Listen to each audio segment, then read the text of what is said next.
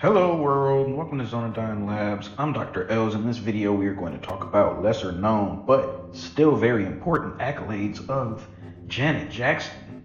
Miss Jackson if you're nasty. Legendary pop icon from one of the greatest families in music history.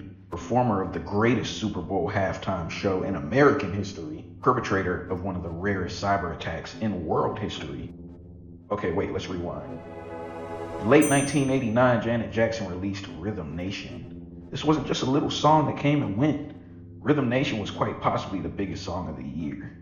It was the best-selling album of 1990 and it sold over 12 million records worldwide.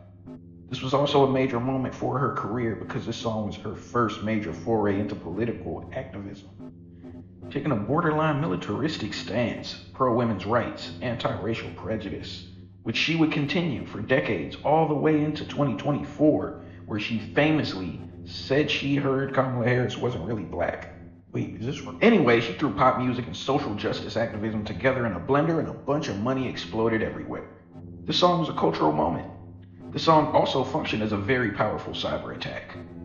Let's fast forward to the mid-2000s. Computer scientists began to notice that whenever they wanted to enjoy the dulcet tones of Rhythm Nation, computers in the epic bass blast radius would malfunction and crash. This wasn't a LimeWire situation where you snag the song from some shady cedar and it crashes your computer after playing Soulja Boy Crank That. No. Playing the song out loud caused computers to crash. Now you're asking, how did Janet Jackson hack the planet? Let's talk nerdy. All objects, matter, everything has a natural frequency, a resonance at which they vibrate constantly. Yes, your Hotep cousin was actually telling you scientific facts. Picture this, a glass, the politically correct term lady singing. The note is so high the glass shatters into pieces. That is because the note hits the resonance frequency of the glass. If an external sound matches the object's natural frequency, it resonates and amplifies the vibrations. You get too much vibrations and everything has a resonance frequency.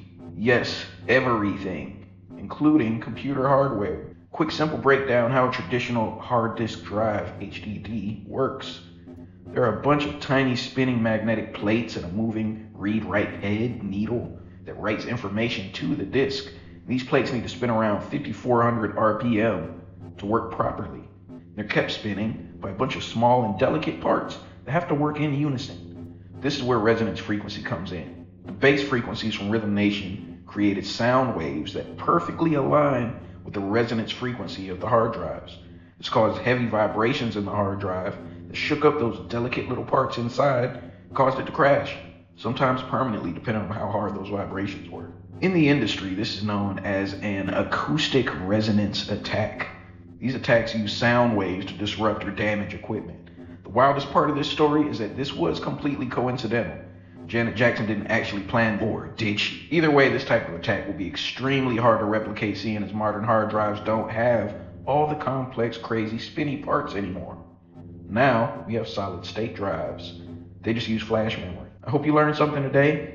Next time you're listening to a song, think about what the vibrations are doing to everything around you. Maybe this video has its own resonance frequency that's affecting something around you.